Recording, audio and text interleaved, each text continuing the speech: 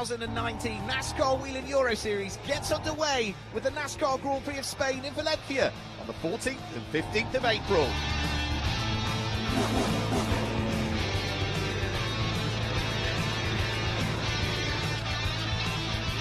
Last year, fans flocked in their thousands to soak up the sun and see some pure racing, some NASCAR racing.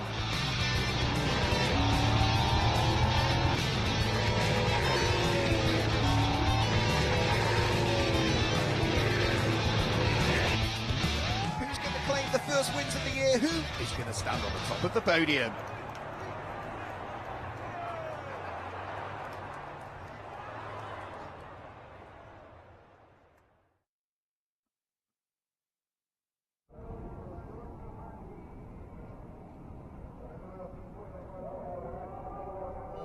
Of Spain. We saw a fantastic race earlier on today. If you were able to join us in the Elite 1 division, well, we've got more racing coming up very shortly as the Elite 2 division will head out onto circuit very shortly at this fairly new circuit facility here, built 20 years ago by the government of Valencia and named in honour of the two-time 50cc motorcycle world champion who was a native of Valencia just down the road, Ricardo Tormo. Let's have a look at the circuit. Well, in Elite 2 last year, it was Wilfried Bussenna that claimed a win and actually claimed the double win here at Valencia. It's a 14-corner circuit and they'll be doing 15 laps in Elite 2 around this 4-kilometre circuit, or 2.5 miles. So that tells you a little bit about the circuit. Now let's go for an onboard lap with the driver who won the Elite 1 race earlier on and joins me in the commentary box for this race, Ander Villarino. Let's have a look at his lap.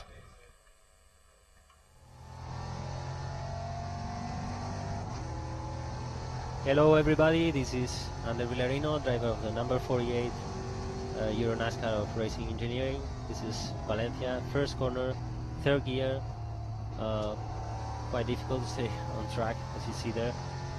Second corner from third to second, this is hard braking and you try to use all the exit as you can. Second to third, this is flat out, no problem. And then you go to this turn number 4, you try to use all the curve on the inside and on the outside. Turn number 5, quite difficult, the car moves quite much. Then go turn number 6, second, third, and second again on the braking. This corner is important because you go to the back straight line.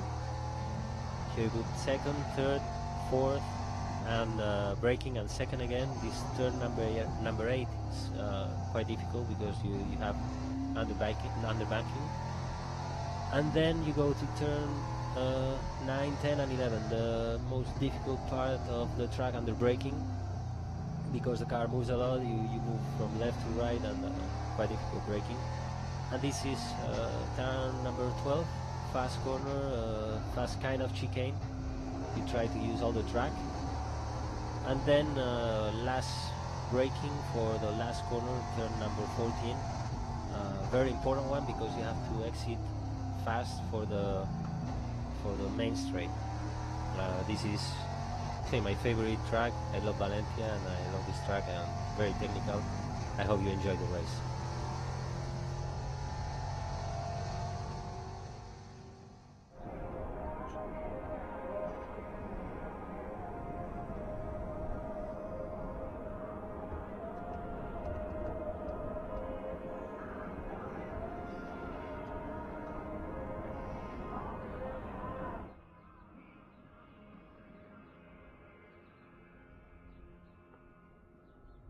We've not seen you in the championship for a couple of years. You know, we'll concentrate on Elite 2 in a few moments, but before the cars head onto the grid, what a comeback. You know, you're already the most successful driver in NASCAR Wheel and Euro Series history. Today, earlier on, you claimed your 21st victory in your home NASCAR Grand Prix. Yeah, it feels fantastic. The team has done a great job, and as you will see, Myatt Snyder, he's on pole in the Elite 2 division in this race, with the number 48, which is my car, so it shows the car is very good, and the team has done a fantastic job. My race has been very hard. Big fight with Stins Longin and Alan Day, and let's see what happens now. I think it's going to be a very interesting race. We'll see these tires are very fast at the beginning, and then we have a little bit of drop off. But it's the same for everybody, so it's going to be very interesting how the drivers they get used to it. And I think that every team has seen in the Elite One race what was happening with the tires, and many of the teams we have done.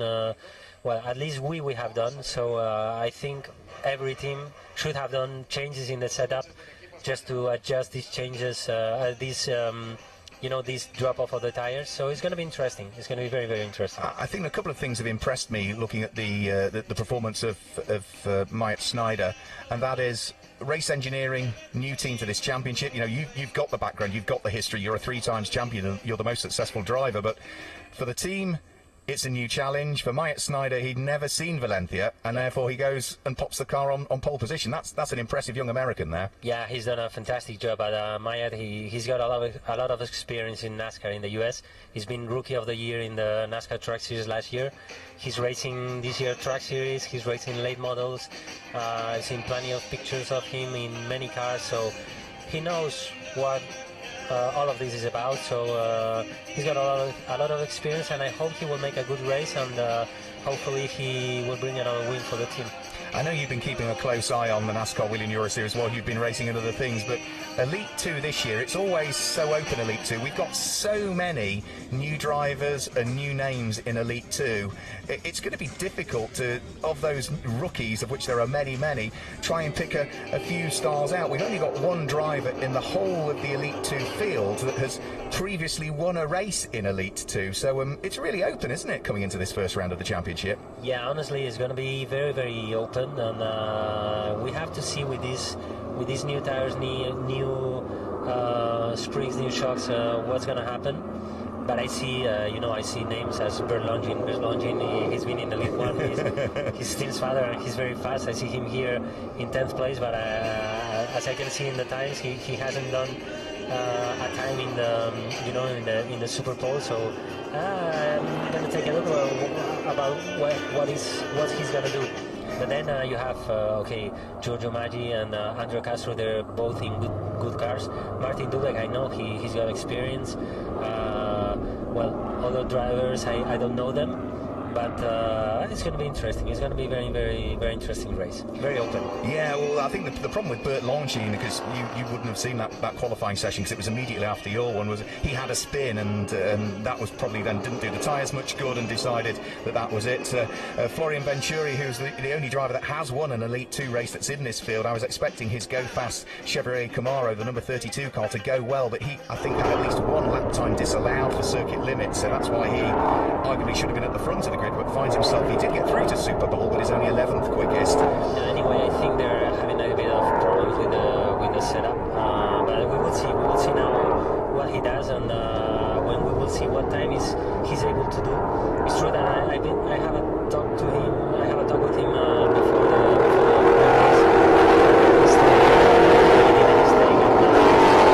He was talking about this race, not to make mistakes, to this mistake bigger. He's going to try to improve the places logically, but I think he has to think about the championship scoring points. The other car that got through to Super Bowl that we didn't even see come out was number 9, which was Vittorio Garelli. So he got through to Super Bowl but didn't post a lap at the wheel of the Racers Motorsport Ford Mustang, so he lines up 12th. And you were talking about drivers and saving tyres and all of that. I had a quick chat to Jerry DeVert, hugely experienced, 3 times back-to-back legend champion for the older drivers in Elite 2. He starts his Brax number 78 Ford Mustang off the very back of the pack, having done hardly any laps at all, and that was tactical. I spoke to Jerry and he said, well, I'm not quick enough to get through to Super Pole, which means I'm going to be in the middle of the pack with the time that I post. Do I want to be in the middle of the pack where the accident might happen, or shall I save my tyres, do hardly any laps, go to the back and pick everybody else off as the race wears on? An interesting tactic, might work.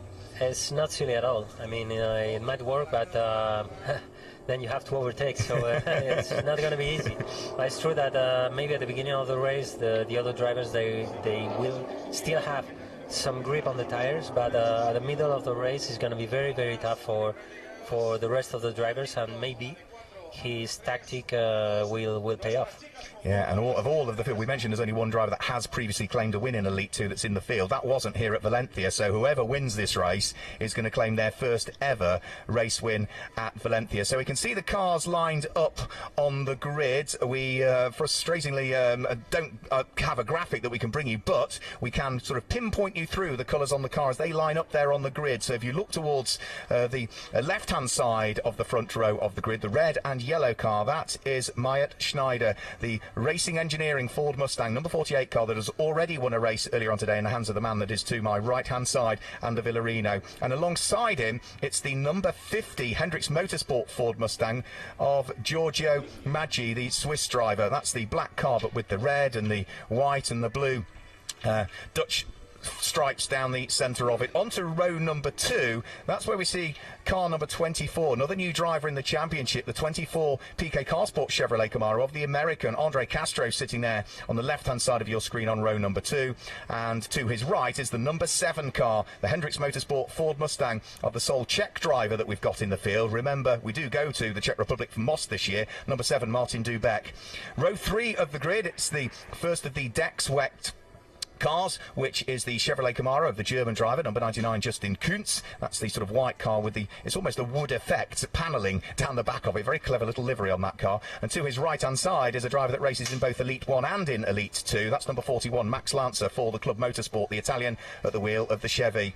The next row of the grid, which is row number 4, number 27, Pierluigi Veronesi. That's the car that Tomo Ferrando retired on the very first lap in the Elite 1 race earlier on. It was transmission issues for Tomo Ferrando, but the team have worked to get the number 27 car out on the grid for this one, Alex Caffey Motorsport. And alongside him is number 90, yet another driver that makes his debut in this championship, the number 90 Brax Racing Machine in the hands of the British driver, Scott Jeffs. The 5th row of the grid is 98. It's a very easy car to spot, the black and Dayglow orange car. Thank you for painting it that livery, Eric de Donker.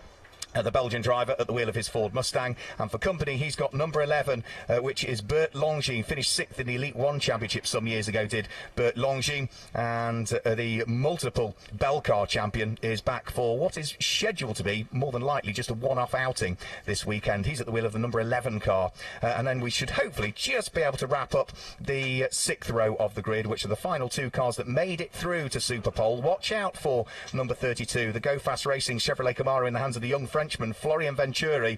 That number 32 car didn't go as well as we thought. I thought it would be one of those that would be right up there punching for pole position, but Superpole just didn't go the way of Florian Venturi. So let's see what he can do from, as far as what he is concerned, a disappointing Superpole session. And the car that got through to Superpole but then had issues with the gearbox and couldn't do a single lap, so therefore lines up on the 6th row of the grid. It is the number 9 car, which is Vittorio Gorelli at the wheel of the Racers Motorsport Ford Mustang. That is the Italian on row number 6 of the grid. But we've got 27 cars on the grid. Still ideal conditions here in Spain, just 20 kilometres away from Valencia. You can see beautiful clear skies for the first race of the season, remember, for the Elite 2 drivers. And with the crowds enjoying the sunshine, they have packed in their thousands into Circuit Ricardo Tormo over the course of the day. The car parks have been full, but there's probably a few more that are enjoying the off-circuit entertainment, which is still all going on, stunt shows and everything out towards the back of the commentary box, which we can still hear. But we're expecting a bumper crowd here tomorrow for day 2 of the championship season. So the drivers are on the grid, and the indication is now, I think, just being given for them to start their engines, as I can hear a few engines beginning to rev up. Just a couple of quick questions from me, and you know, you're a driver that is well used to this process and driving. We've got some younger drivers on the grid here, including the youngest ever driver we've had in the NASCAR William Euro Series. He's only 16 years of age and 30 days from Issue Motors, Ben Creamer. Is this where the nerves, as soon as you get rolling, the nerves disappear? But at this point, the nerves are there, aren't they, for the young drivers? Yeah, for sure. This is the moment. And when the race will start, he will feel much better. But now I think he has to be nervous. And 16 years old, man, this is very young, very young. Me, I started with 16 years old, but I was racing single-seaters, but with young people. So he's racing there with young people too, but also with very experienced drivers. So I think he's got a lot to learn, and I think he has not to put too much pressure on him. He's here to learn. He's young. He started 17th. I mean, there are 27 cars, so 17th is not bad for a 16-year-old guy. Well, I had a quick chat to Ben because I could find nothing about him online, and he did his first ever car race, literally 30 days ago, and has worked and done lots of racing to get his International D license to be able to race here. Done lots of esports racing, and you know, if you think of the transfer of skills from esports into car racing, it does work, as we've seen from a fellow Spaniard, Luca Ordenev, who was one of the PlayStation Academy drivers. I know Lucas. Lucas, he already raced a few single-seater races, and he's the brother of a fellow racing driver, which was the name of his brother, but I raced with his brother many years ago, so I know Lucas, and he had a little bit of experience. I mean, yeah, for sure, he came more from the PlayStation Academy, esports, but he got a little bit of experience. So off they go on their green flag, warming up. Back work to be done again to warm the tyres and warm the brakes. And now it's important that they don't warm up too much, because well, it will depend on the tire pressures that the team have put. But if you warm up too much, you can have a very good grip on the first lap or the second lap yet. But then if you warm up too much, third lap it could be, I don't know, if they have two normal pressures, not warming too much, it would be better. I hope Maya he doesn't warm up too much. Yeah. I asked Jen Cobb, who joined me in the commentary box for your race earlier on, who did you think might win? I'm not even going to ask you that question because you'll want it to be your car, of course you will. But it's a technical circuit. What for you again? And again, I asked this question of Jen Cobb earlier. What's the most difficult corner and what's the most enjoyable corner? I think number 4 and number 5. They are just right now. They are very funny. Most difficult corner, I would say, number 9, 10, and 11. 11 was 11, what? 11 is very, very tough, and when you start losing grip with the tires, it's the toughest point of the track, because you are braking, turning. You come into the corner, braking and turning. You lock the front right wheel. Then the car starts moving. You lose the rear. So it's very difficult. It's very, very, very difficult to put a good setup for this corner. And what's the most enjoyable corner as a driver? I would say number 4 and 5. They are very enjoyable, and maybe number 12. I called it the chicane, and it's not a chicane. It's fast corner. It's funny to pass over there. Yeah, Champierreros. That corner number 12 is quite funny, but number 11. Definitely is the most difficult corner in this track. I learned a lot last night. I went for a quick jog around the circuit last night, and I really realised how much of at turn 10 you're taking not just the black and white curb, you're taking all of the orange curb there on the inside. A lot of curb you carry to try and straighten up the approach into 11. That difficult corner, as you were saying. Very, very difficult. How much time did you do running? You don't want to know. It was only one lap, but it was 20 minutes. Okay. I don't run. I just swim. But right. Okay, so they're 2x2 there. They are 2x2, and let's see what happens in the start. It's going to be interesting. It's going to be very interesting. Well, it was very clean, the start of Elite 1. Everybody sort of largely got away with it. They'll get themselves into 2 rows, and they will be door handle to door handle with the car either to their right or to their left, such as the instructions that were given in the briefing. They need to be bumper to bumper with the car ahead of them and the car beside them, and when the lights go out, they should not break formation, if my reading of the rules is correct, until they reach the control line at the start. And if you do break formation and jink out of those lines before the control line, it may well be that Philippe Godet, who is the race director here, will pick up on that, and you may well end up with a penalty. But we had none of that going on in Elite 1. It was a nice clean start. Let's hope that Elite 2 is the same. Okay, so buckle up everybody. We're about to go green for race 1 of the season for the Elite 2 division. It is Mayet Schneider that sits there on pole position. Giorgio Maggi is alongside. Nice clean 2x2 order. There is a gap on the grid further down. It might go out, and away we go. There's contact further back already by the look of things. I think one car was just caught out there. Might have been Jerry DeVert that just bumped Sean Hollenby towards the tail end there. But as they head up towards turn 1, it is Mayet Schneider that leads the race at this stage, and as they all safely, I think, just about shuffle their way round through turn number 1, Mayet Schneider, it is... Castro, he's attacking. He's going to be first in the turn number 2. Yeah, he's having a good look. He was inside. Yeah, they're 2x2. They are, yeah, he's made it through. So Andre Castro is through and goes up to take the lead of the race from Myatt Schneider, who gets a little bit sideways and instantly tries to get the lead back, but really lights the rears up, and they're going to go side by side up towards turn number 5 now. Schneider's got the inside line for that corner, but the outside line for Angel Nieto as they head up there. So it is the shuffle for the lead again. Andre Castro back into the lead of the race as he just overworked the tyres on the way out of turn 4. Yeah, it's been an impressive start. They were 2x2, and behind them they were 3x3, 3 wide. So it's tough seeing it from here. It's much tougher than seeing it from the track. But it's been clean. I mean, it's been clean. You see, there 2x2, number 98. Yeah, Eric de Donker, Eric de Donker, yeah. And he was fighting away with Florian. This is the most difficult part of the track. They were on turn number 11. So that's okay. It's a clean start, and let's see what happens now on. Yeah, front two just getting away a little bit there with Andre Castro leading Myatt Schneider, and then a bit of a gap before we then see the rest of the pack all filing their way through. And other than that little bit of contact that's spotted at the very last row of the grid, I think everybody is still there at this stage. Onto the brakes, turning their way up towards Adrian Campos, turn number 14, over the start-finish line in this 15-lap race, side by side for the lead of the race. Myatt Schneider is coming back at Andre Castro, and as they now head up towards the braking area for turn number 1, Myatt Schneider goes through to grab the lead of the race. Andre Castro down into second place, but switches back on the exit. Yeah, he's crossed back, and he's again on front.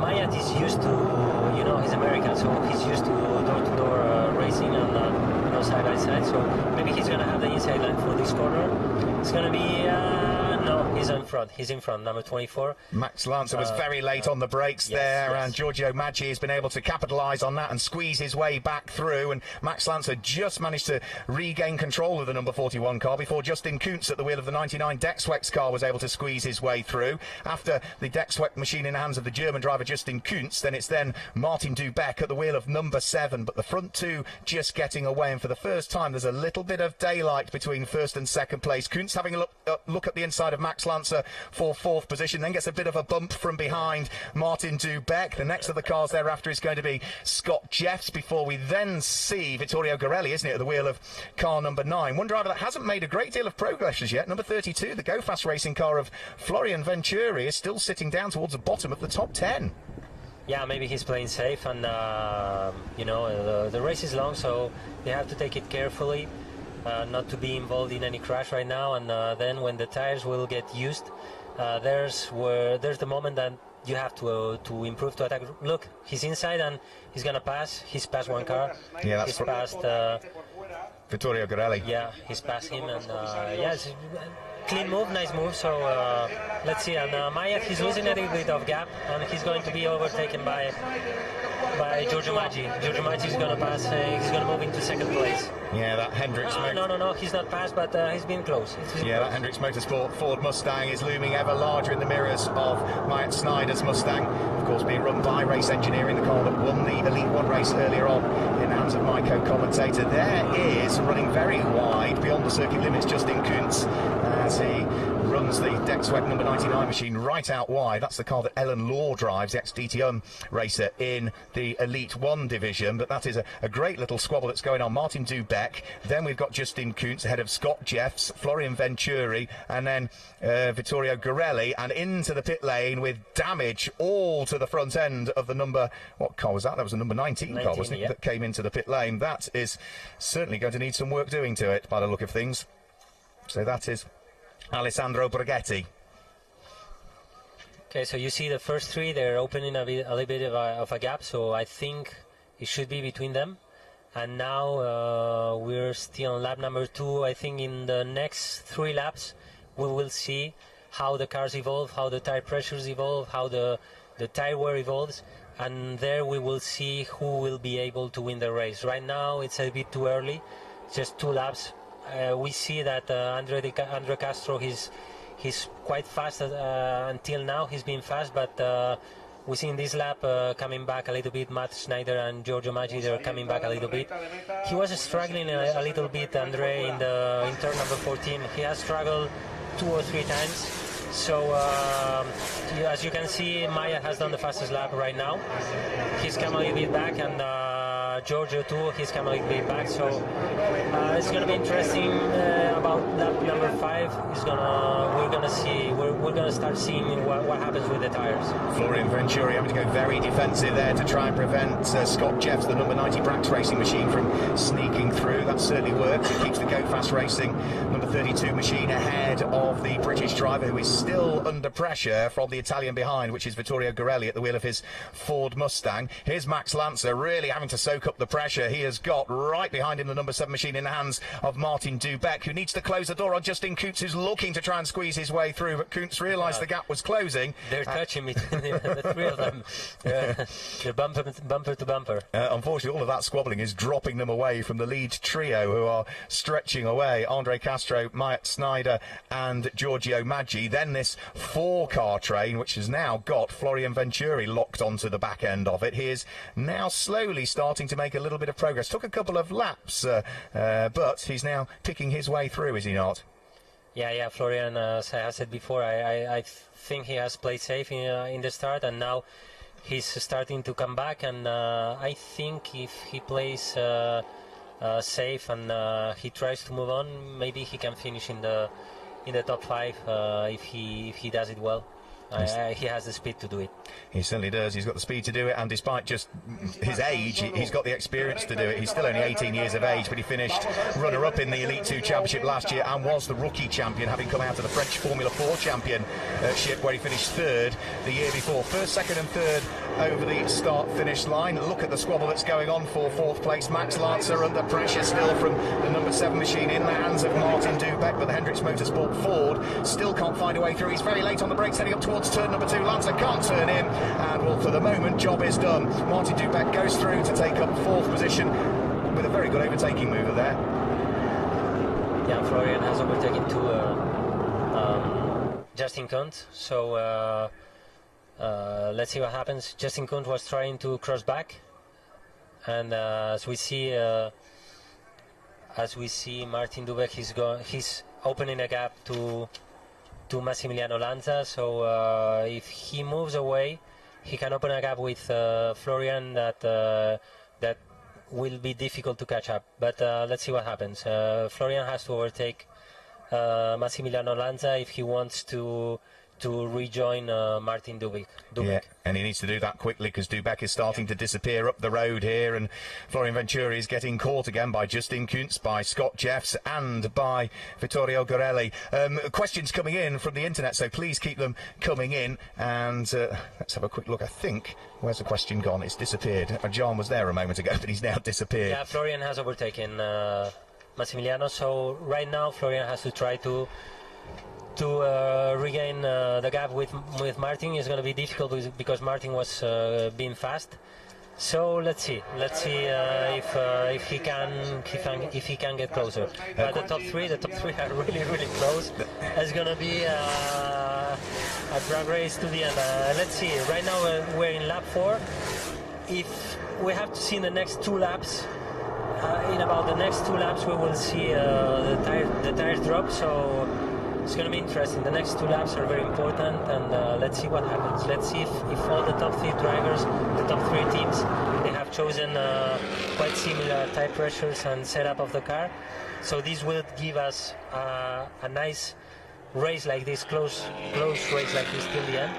If they are in different tire pressure setup or race setup, maybe one of them can take profit of it and win the race, but until now it looks like they are pretty close between the 3 of them. Yeah, Andre Castro out front and leading the race. His fellow American Myatt Snyder sitting behind, and one of the questions that's coming from the internet is, has a US driver ever won a NASCAR Wheeling Euro Series race? Thank you for sending that in. The answer is yes, one has. Ben Kennedy did it in 2012 at Tour Speedway and was the first oval NASCAR race in Europe. So we have had an American winner before. We've got an American one too at the moment. Yeah, he won, Ben. He won as my teammate. He was my teammate at that race, and it was really fun because he had logically he's the grandson of the founder of the NASCAR, so he had a lot of experiences, a lot of things to talk about NASCAR, and it was very fun to have him on board on the team. He's playing a lot of things about the ovals. it was a strange moment because it was the first time that we were in an oval and it was flat, very bumpy, but it was funny, and he had a lot of experience. It was a drying track, it was wet, and he did an outstanding job, and he won that race. And looking at the way that Myatt Snyder is closing up, could history repeat itself? He's trying to get past his fellow countryman, but of course Myatt Snyder, the number 48, is teammate to Ander Villarino. So are we going to see another American teammate of yours claim a win? For the moment, he's pushing hard. There's still plenty of time to go. Remember, this race is over 15 laps. There's still 9 and a bit laps to go at the moment as they start to flick their way through turn number 6, which is Aniel Nieto, and then up towards turn number 7, the flat out left kink, before they're then onto the brakes and in towards Bernat Martinez, which is quite a difficult corner really, because you brake and then the corner sort of drops away from you all the way through the exit. Yeah, you have I don't know how you say this in English. Adverse camber, we would say. Yeah, adverse banking. But what I'm seeing, that was close and hot. What I'm seeing right now, I would say that Andre had a maybe higher tire pressures, and he was faster at the beginning, and now Myatt is being faster. I don't know if it's something in the setup or something in the tire pressures, but I think there's a difference there, and Myatt has to take profit of it, because he will have the drop-off as Andre, but if he has this drop-off later, he has to take profit of it now. He has to work it's hard. The moment. You know, as I have said, this is the lap number 6.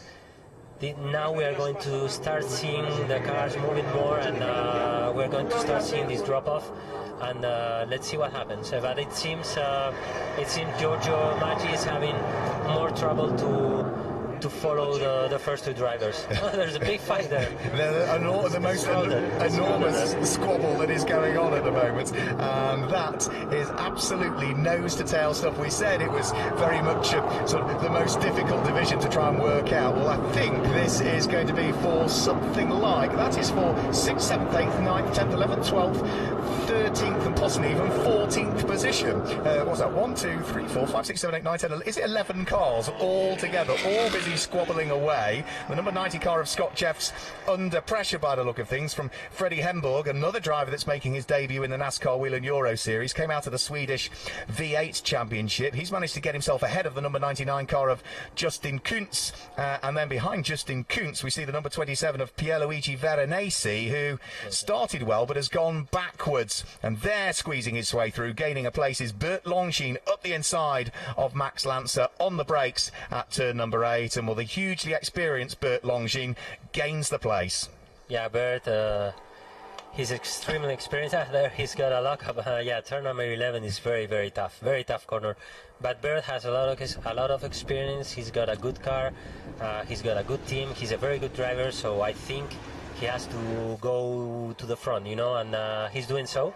And I have spoken from him before the race.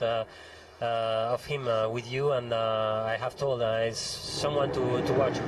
There's been a contact. Yeah, I think it's been pushed. It is contact further back, and a big spin. Oh, and that is unfortunately Jesse Vartiernan that has gone off, and Freddie Hemburg has made contact. So the two of those have come together, and this could be a safety our first safety car. Yeah, we went green all of the way in your race. We've been green all of the way so far, but that is those 2 cars out, unfortunately. Yeah, this is going to be a safety car. I'm almost sure, because the cars cannot move. Yeah, so that is the 2 Scandinavians that have come together. Safety car is indeed coming out, which is going to bunch everybody up again. So all of that hard work that Andre Castro, Myatt Snyder had done, Giorgio Maggi was well ahead of the 4th place, but was dropping away from the lead pair. But that's going to bring that squabbling pack back into it again. Martin Dubeck and everybody that was queued up behind. Well, this is a chance for the drivers to cool down the tires a little bit. If they can use this, well, they will save fuel, but we calculate the fuel to make the race, so this is not a problem. They can use this moment to cool down the tires, not move the car too much.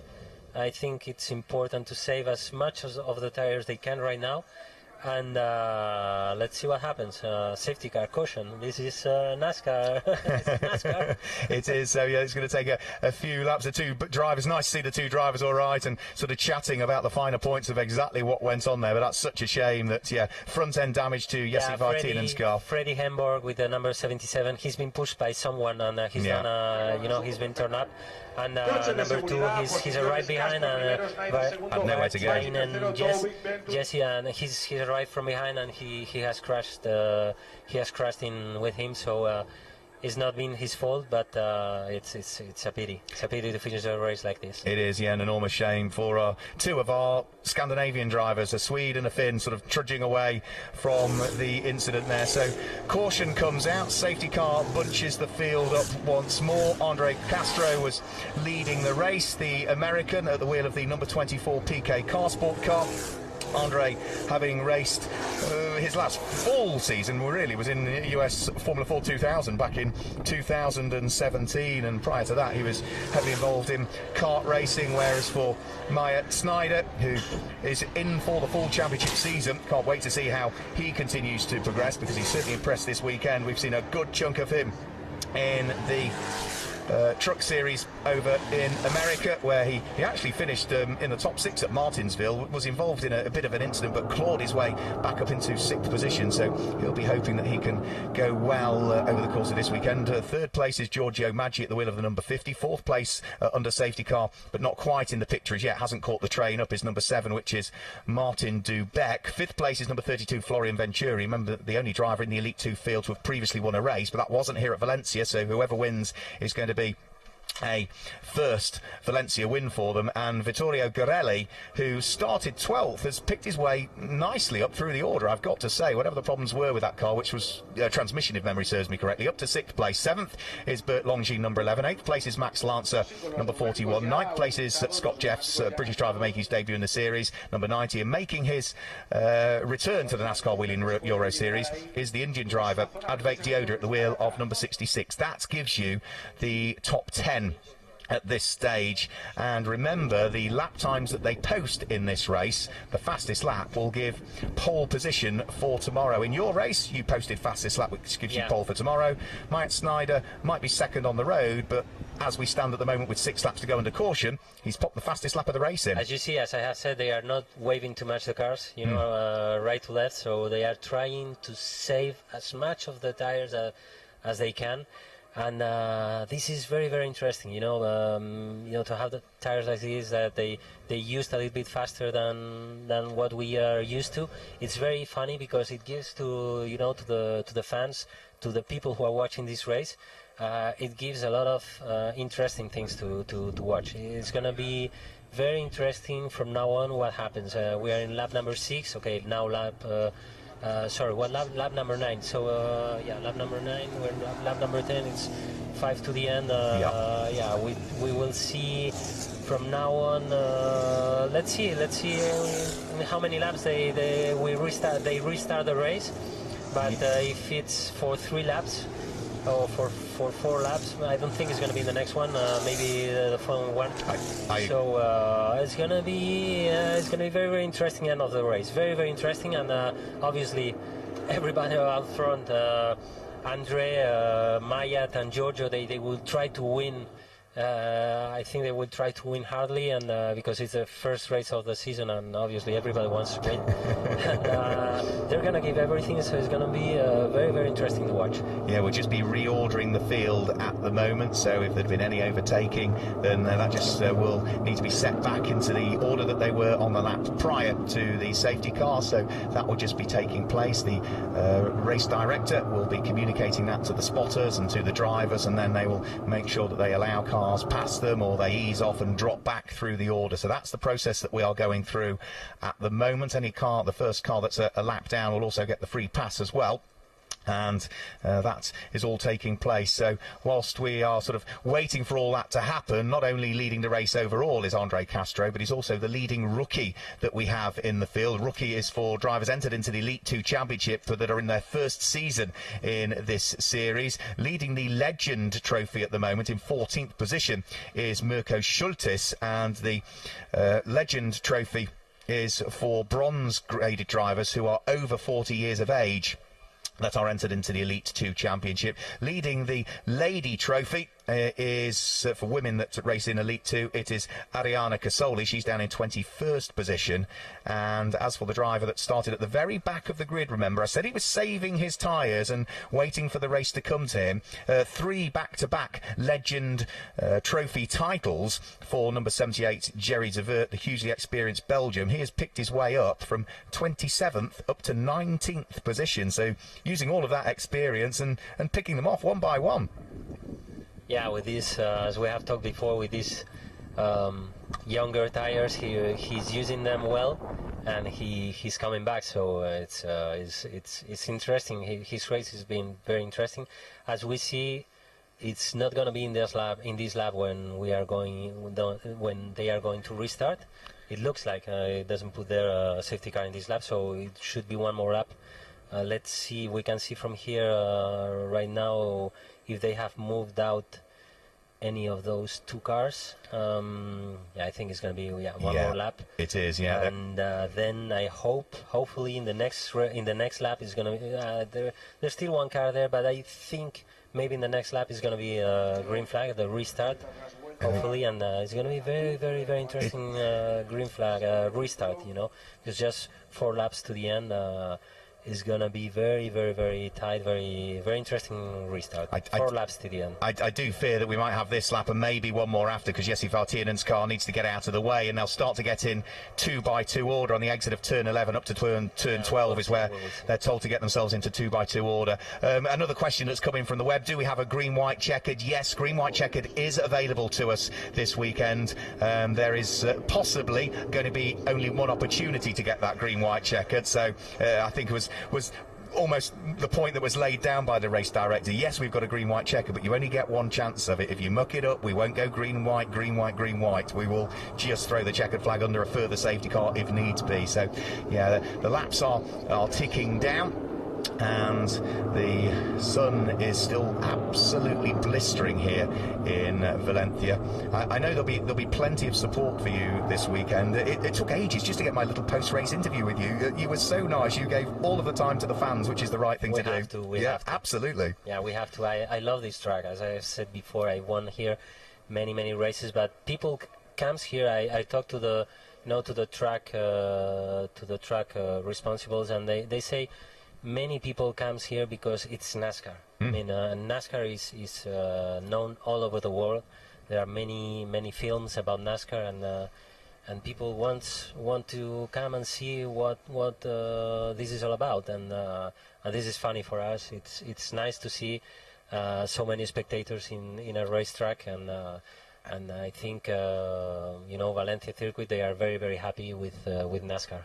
And the great thing is, because we are part of that NASCAR family, we get the driver exchange program, which is going to see our champion in Euro NASCAR from this year head over to the final of the Peaks Mexican Series, the same as we've got the Peaks Mexican champion from last year, Garcia Jr., Ruben Garcia Jr. heading over here for this weekend, and that's a great way, isn't it, for NASCAR to build that family. We saw Fred Gabion head over to the Pinty Series last year, and Jean-François Dumoulin come over and race at Zolder. So it's another important aspect, isn't it?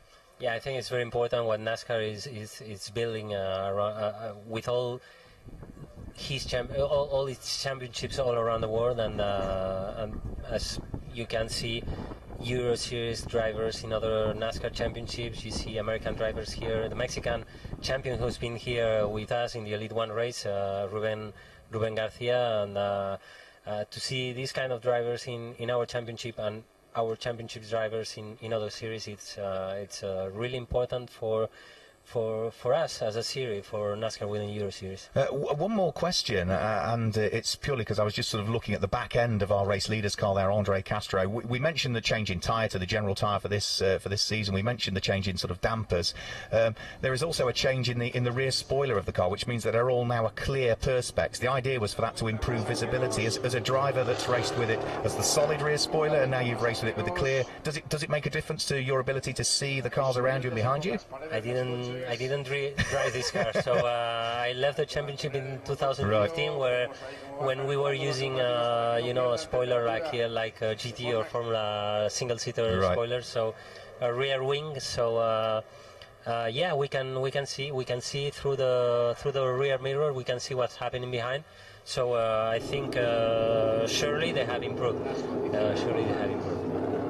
Safety car is going to be in at the end of this lap. We understand there are 3 laps remaining at this stage, so the cars are just heading round through, which means that when we get the race back underway, there'll just be 2 laps remaining. They'll still remain in single file order until the instruction is given by race control to get themselves into 2 lots of 2. Now, turn 1 here is... They are starting warming up the tires a little bit, so I think they have seen...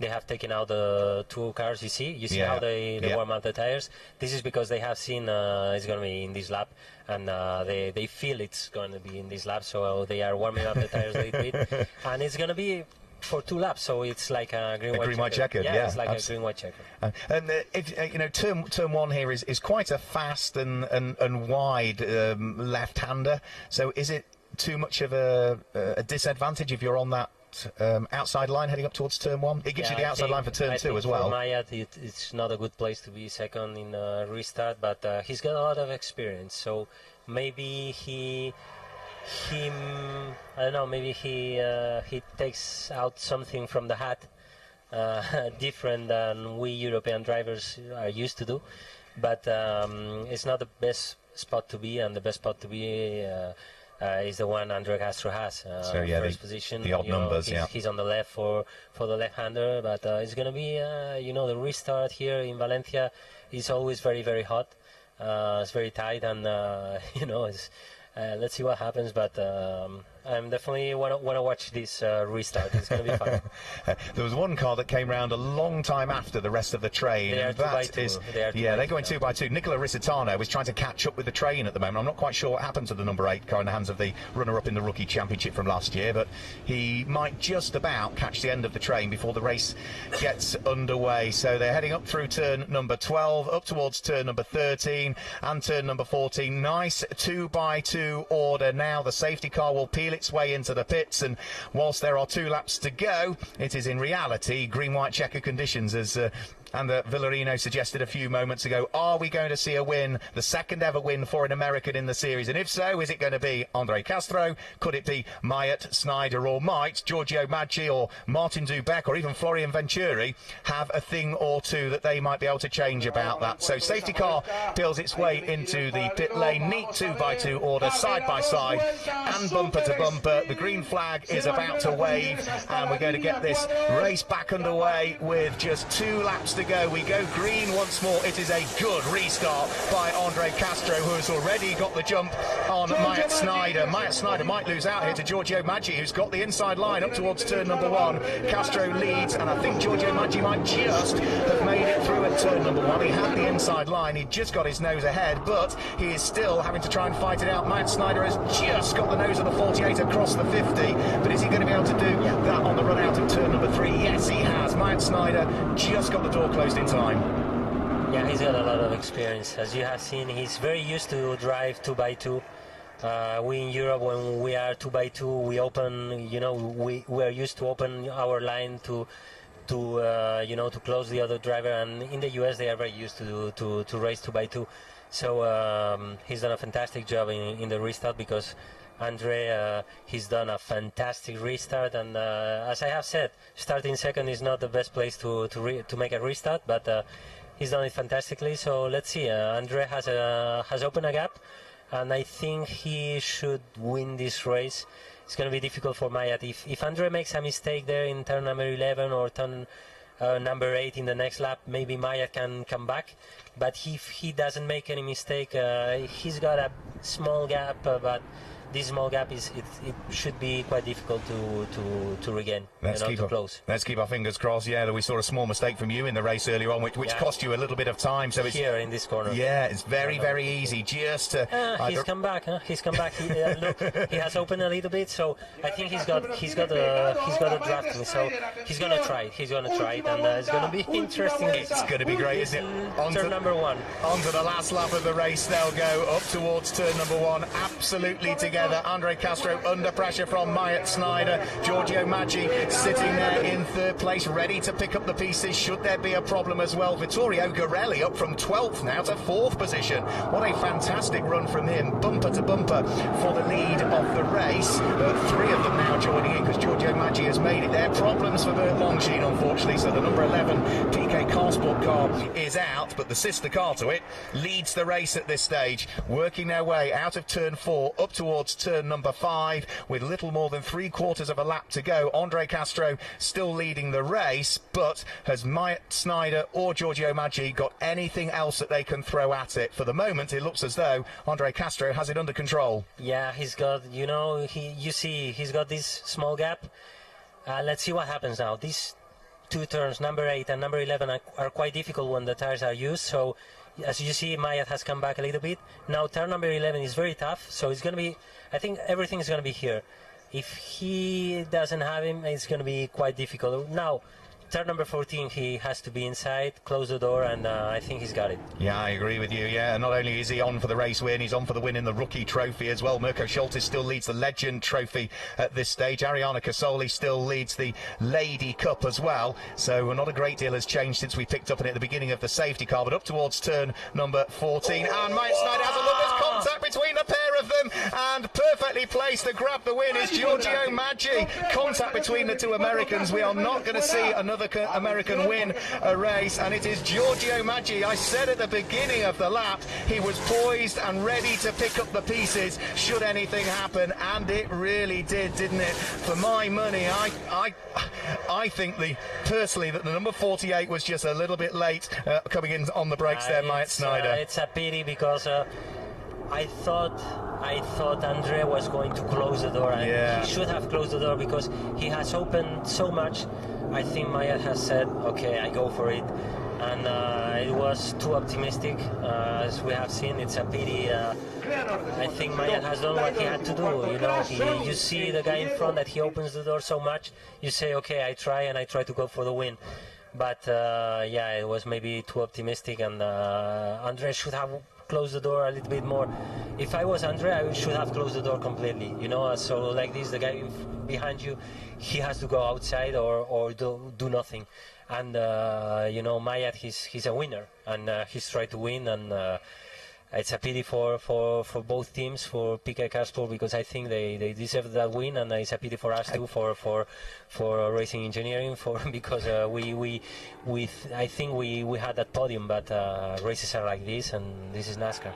Absolutely. If you need to disappear and be with the team, absolutely, because I know they'll be sort of... Okay, it's okay. So, Giorgio Maggi was poised and was ready to pick up the pieces. And who finished second? Well, the man that started 12th on the grid. Vittorio Garelli comes through and finishes in second position. So it's the number 50 car that claims the win for Hendricks Motorsport, Giorgio Maggi with the Ford Mustang. Second is number 9, which is the Chevrolet Camaro of Vittorio Garelli. And third in the end was number 7, which is Martin Dubek, the Czech driver for Hendricks Motorsport.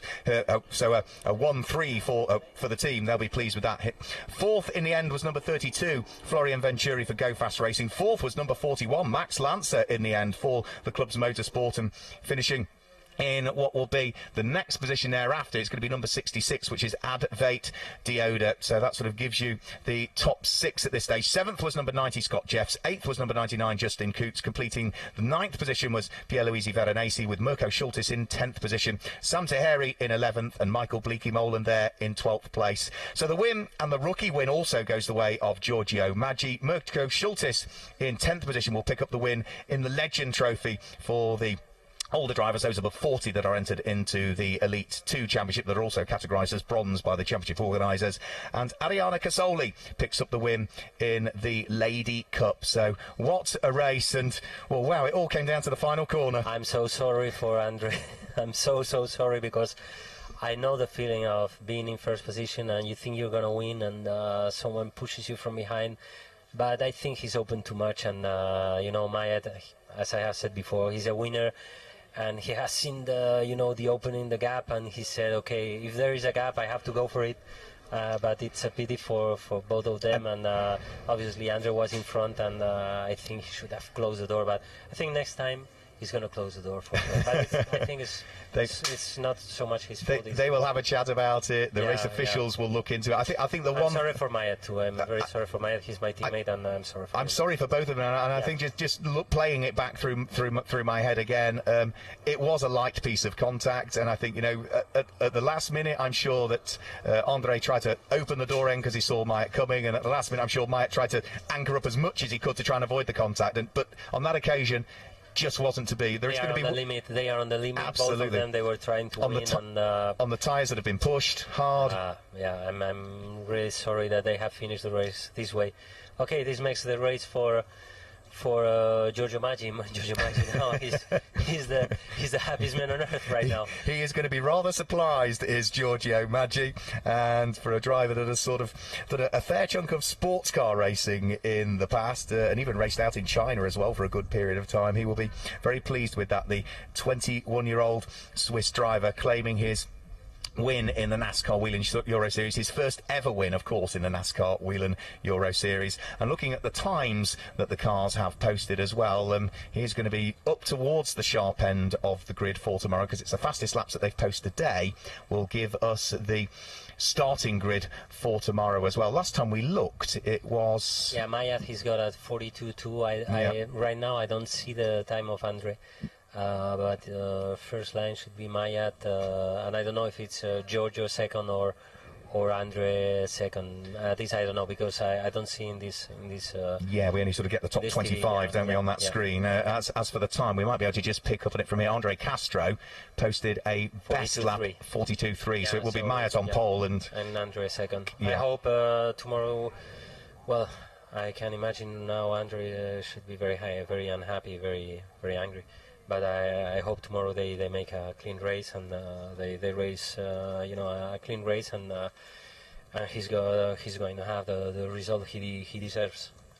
And both deserve, because absolutely they deserve it much more than this. They worked so hard, and won't get the rewards that they both richly deserved. So that sort of is it for today. We will hopefully just maybe see some of the reaction down there in Victory Lane and the celebration, without question, for Giorgio Maggi. I suspect we won't be having an interview with our race winner, but we will try and grab an interview with Giorgio Maggi and post that on social media, on Facebook, on Twitter, and on Instagram as well. But you can see the scenes down there in Victory Lane. There is a rather warm-looking Martin Dubeck. He's in the black and the gold overalls, chatting away to Giorgio Maggi at the moment, the race winner that is wearing the victor's cap.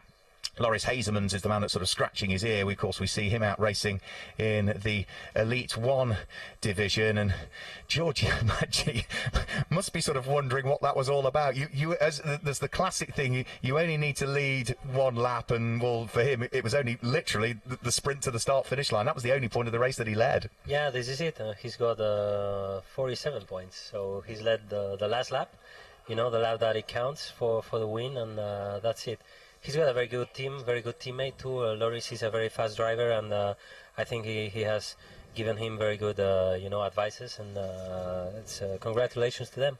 This is the win. At the end, this is what matters. Who is in front at the end of the race? So they have won. Congratulations. Yeah, there we can see the embrace of team and family members, and Giorgio Maggi with sort of still almost a look of shock and disbelief on his face. But he'll be a happy chap when he heads back to the hotel, and of course he'll have to do it all again tomorrow. The lap time he posted was a 1 minute 42.4, which I think will see him there or thereabouts on the second row of the grid, third position, subject to official confirmation. But there is his race-winning car in Victory Lane, and you can see that the podium celebrations will be getting underway very shortly there. We'll do it all again tomorrow as well, so there's still plenty of NASCAR Whelen Euro Series action coming up, with 2 further races taking place tomorrow. The order for tomorrow, we'll see the Elite 2 division cars out having their race in the morning if you are watching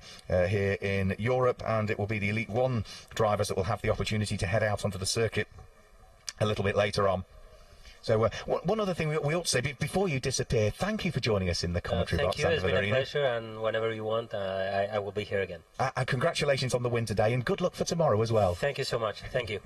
My absolute pleasure. There we go, Ander Villarino, the most successful man in the NASCAR Whelen Euro Series, claiming his 21st victory, the treble champion, earlier on today. Well, that about wraps things up then here from Circuit Ricardo Tormo in Valencia. Don't forget, more racing coming up tomorrow. If you want to join us for the Elite 2 race tomorrow, then if you're watching in Europe, it is 10:30 in the morning. The stream will go live Central European summertime, which means you've got to set your alarm nice and early. If you're in the US, it will be 4:30 a.m. Eastern Time in the US that you'll need to set your alarm for. And if you want to join us for the Elite 1 race, then you can do so at 13:55 Central European summertime.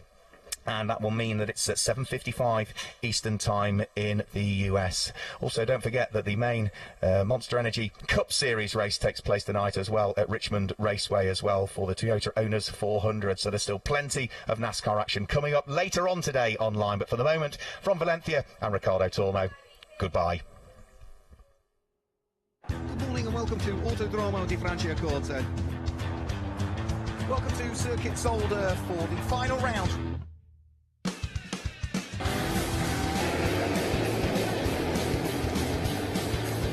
It's all very tight up towards turn 1.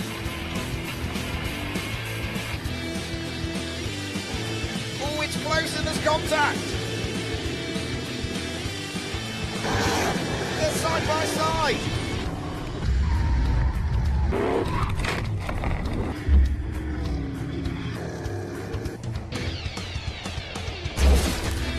When the checkered flag falls and the race is done, there's always time for celebrations.